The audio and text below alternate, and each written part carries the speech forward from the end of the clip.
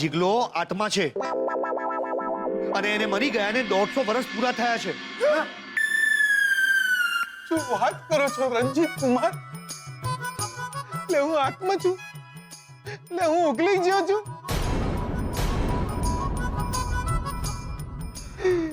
દિયોર સાંભળ્યું તમે? લે દાદાજી સાંભળ્યું તમે?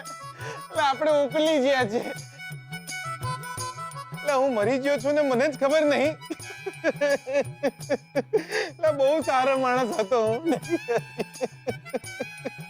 પપ્પા, આ જીગર આત્મા છે અને સ્વીટુ પણ મરી ગઈ છે. નહીં,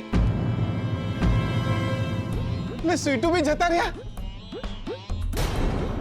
લે ના હોય, લે દાદાજી. લે સ્વીટુ બી ઉકલી ગયા. એ બી બહુ સારા માણસ હતો, બહુ સારા માણસ હતા. લે ગજબ થઈ ગયું દિયોર, ગજબ થઈ ગયું. હું તો પૈણા વિના જ રાંડ્યો. હે ભગવાન. તમારી ચા. થેન્ક યુ ભગવાન.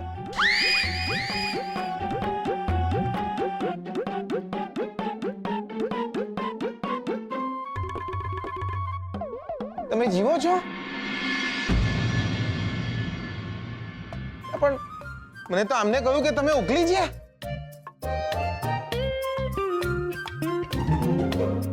એ તમે બંને જણા બંધ કરો તમારું નાટક. તમે બંને જણા અશુભ છો અને પનોતી છો. પપ્પા, ગઈકાલે આ જીગર લક્ષ્મીના અવાજમાં ગાતો હતો અને એના રૂમમાં લક્ષ્મીનું પડદું પડ્યું હતું.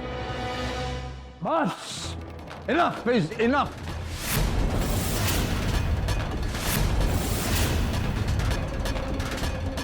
જીગર અને સ્વીટુ આપણી આંખની સામે ઊભા છે. કઈ નથી થયું એમને. મળદું, આ મળદું છે કેમ? અને આ આત્મા. જો જો જો આત્માએ ચા પીધી. હું બાબાને ફરીથી બોલાવીશ અને એ જ આવીને નક્કી કરશે કે આ ઘરમાં અશુભ છે, પનોતી છે. પપ્પા, બાબા કહેશે પછી તો માનશો ને તમે? અરે બાબા એમ તો પહેલી વાર પણ કહ્યું તું ને. અરે હા, પણ એમનાથી કદાચ શરત ચૂક કોઈ ભૂલ થઈ ગઈ હશે. આ વખતે બાબા સાચો જ નિર્ણય કરશે અને કહેશે કે આ ઘરમાં કોણ અશુભ છે અને કોણ પનોતી છે. અને જે અશુભ કે પનોતી હશે એ આ ઘરમાંથી બહાર જશે. હા, પણ છેલ્લી વાર હું બાબાને આ ઘરમાં આવવા દઈશ. જીગર, સ્વીટુ, તમને કોઈ પ્રોબ્લેમ છે હોય તો મને જણાવજો.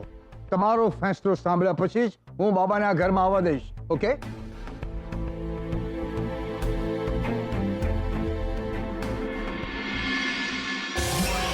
નારે દિયોર, લેટ ધ બાબા કમ. આવા દો દિયોર બાબાને.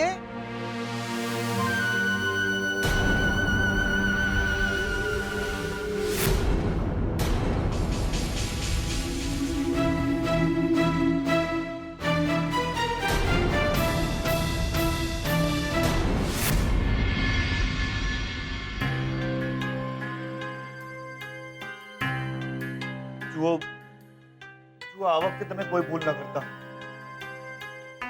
માંડ એક છેલ્લો ચાન્સ મળ્યો છે. તમે છે ને ઘરે આવો અને આવીને કંઈક એવું તિકડમ કરો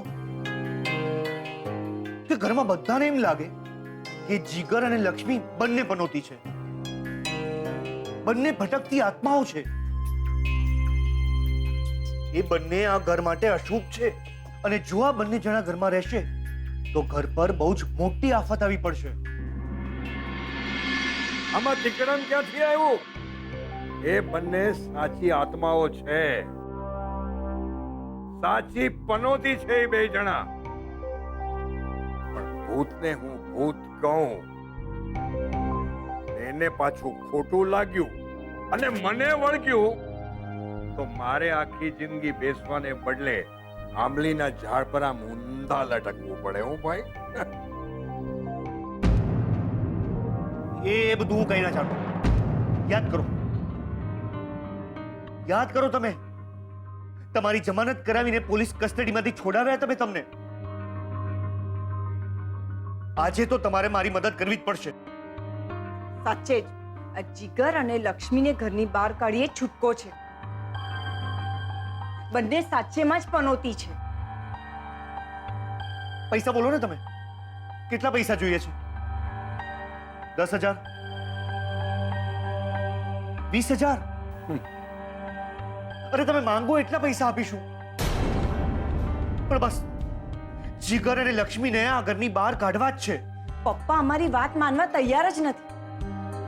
કંઈ પણ થઈ જાય એ જીગર અને લક્ષ્મીને અશુભ નહીં જ માને અને ક્યારેય એ બંનેને ઘરની બહાર નહીં કાઢે. હા, હવે તમારે જેવું કંઈક કરવું પડશે કે જીગર અને લક્ષ્મીની અસલિયત ઘરની સામે છતી થઈ જાય. નાકમાં દમ કરી નાખ્યો છે આ છોકરાઓએ. આ બંને મગતરાઓને હું છોડીશ નહીં. હું આખા ઘરની સામે સાબિત કરી આપીશ કે આ ઘરમાં સૌથી મોટી પનોતી અને અશુભ કોણ છે. જીગર અને લક્ષ્મી છે.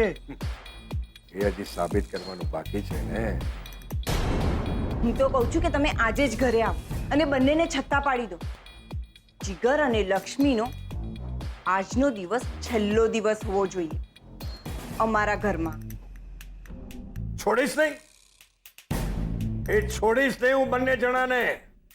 હવે જુઓ તમે આ નકલી બાબાની વિદ્યાનો અસલી પરચો. જીગર, લક્ષ્મી,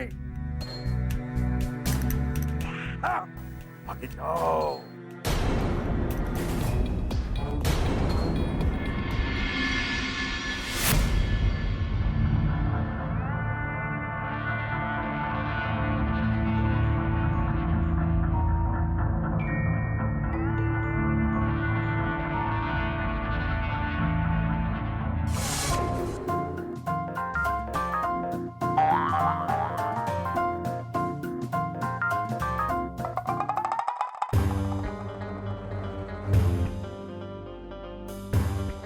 જાગી ગયા બાબા, જાગી ગયા. મેં કહ્યું હતું તમને આ ઘરમાં કઈ અશુભ છે, કઈ પનોતી છે. છે બાબા, તમારી વાત બિલકુલ સાચી છે. આ જીગર અને સ્વીટુ નથી.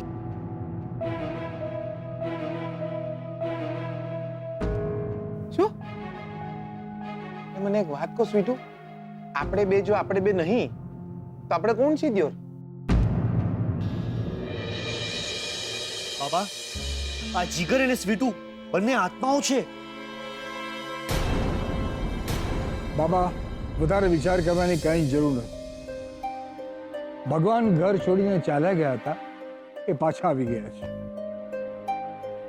પ્રદ્યુમનનો ફોટો પણ પાછો આવી ગયો છે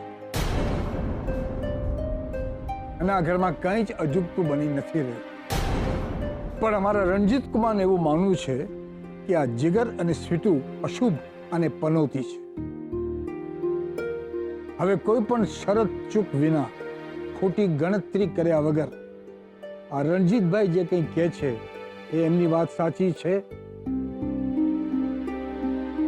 બાબા, આ વખતે કોઈ ભૂલ ન થવી જોઈએ.